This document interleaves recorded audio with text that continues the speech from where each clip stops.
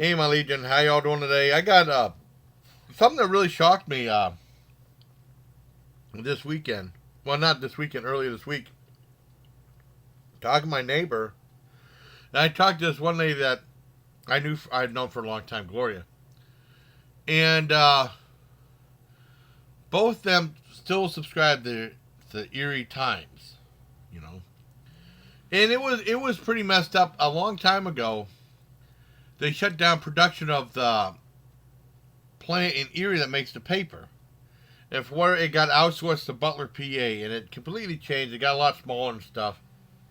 Because I remember as a kid, we would always subscribe to the paper, but it was a lot. I don't know how much it was back then. It was a lot different back in the 80s, at least 70s and 80s. And they would always put like this, like oh, what do you call it? Like a mailbox for the paper. You know, it'd go and there would be a plastic thing and say Erie Times News on it. And that'd come with a subscription, right? And then it'd be someone deliver it, and you'd get like the regular paper. I remember as a kid. That's back in the fun days where they had like the big ads for movies and stuff, especially the horror films at the drive-in and stuff. Because I had to really get on the exploitation level. I used to like, my mom never knew I did this. Well, after they were done with the paper and stuff, I would clip out the ads for the horror films and stuff like that and tape them on my, they had like your book cover. You know, my dad used to get like paper bag. He was good at covering the books and stuff like that. I get that. After a while, I clip the things for movies and put it right on there and just tape over so that when my mom never knew it, she'd kill me. Stuff like the re-release of Mother's Day and Dawn of the Dead, and it said Dawn of the Day together at last. And I like that. I like getting the Thursday paper. They had showcase in there, and they had like reviewed movies and stuff. I wish it had the reason why Cisco and Ebert left sneak previews. I wish I would have read that. I never read that. I know John read that. I should have read that. You know, Dr. Rock, the guy named Dr. Rock, he always upset me because he was always being, he'd review stuff. He'd review the new Devo albums like, Oh No, It's Devo and Shout. He'd always give them bad reviews. You know, they're great albums. Well, Oh No, It's Devo was a little bit better than Shout. And then Sunday they'd have, the full page comics, and of course the little TV guide thing, because we didn't have cable back then. We lived out in the country. We just had regular Rabbit Ears TV, just whatever Canadian station we could get, and then PBS, ABC, NBC, and CBS, and that was pretty much it. And then I think on the upstairs TV, we were able to get Fox when Fox became a thing back in like 85 or 86. And then they had a Gannon station, Gannon 66, which was like a small station where we would sign on at 3 o'clock in the afternoon and sign off at like 11 o'clock or midnight. I can't remember. And then that became Fox 66. But it was owned by Gannon at the time. And I remember in the comic segment, they had a full-fledged ad for the Mad Magazine movie Up the Academy.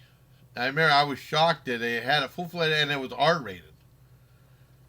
I remember renting it. I didn't think it was that bad, but I mean, it just, I guess, surpassed the R-rating. And then they edited out, in the new version I saw of it, it sucks because they edited out all references to the Mad Magazine. I like the original version. Well, anyways, I'm getting ahead of myself. Those are the classic days of the paper. What shocks me now is the neighbor was saying, like, he gets it, he said probably the last year, because it's like over $300 a year for a yearly subscription. Then I know Gloria gets it in like 13-week installments, and it's like $109 for 13 weeks of the paper. And she said it's like, if you get, she said there's barely anything there now, so mostly all ads and stuff, and it's really small, it's really tiny, like half the size it used to be. She said there's barely anything there anymore, and it's like $1.50 for regular paper, and on Sunday it's $3.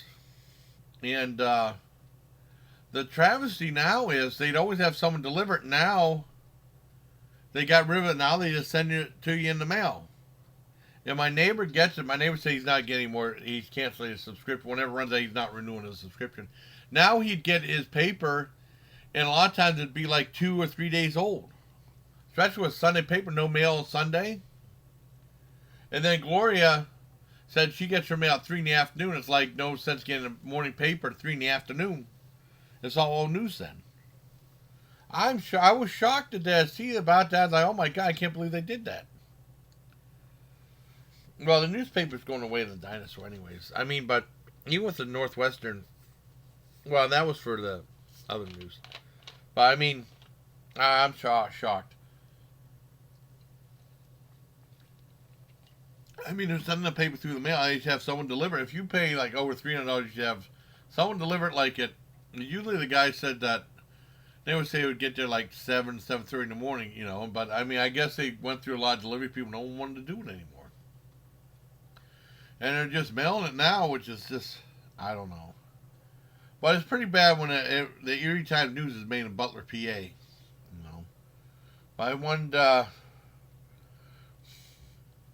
talk to you about sad news about the Erie Times paper. I don't know if it's gonna. I mean, because I don't know if they're gonna get rid of it or not. But I mean, if they're gonna lose they're gonna lose a lot of subscriptions now that they're mailing it out. So maybe that might happen. But I remember getting it. We used to get the paper all the time, and it was great. Now it's like the only time I ever read the paper now is in the VA hospital, and it's not. It's like a teeny tiny little thing now. You know. So, hope you like this video, buddy. Sad news about Erie Time News, and how the mighty have fallen. I thought about my glory days with the paper. I used to love it.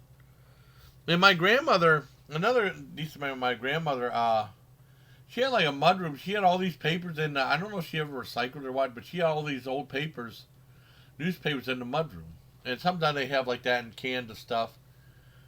And I'd ask if I could read the Sunday comics, because the one in Greenville were different. They had like Funky Winker Bean, or they had a couple of different ones. They had Marmaduke in that one. They had Funky Winkle Dinkle Bean, and a couple other ones. So those were kind of cool. I like doing that. So that was something. So I hope you liked this video, everybody. Until next time, please take care, my legion.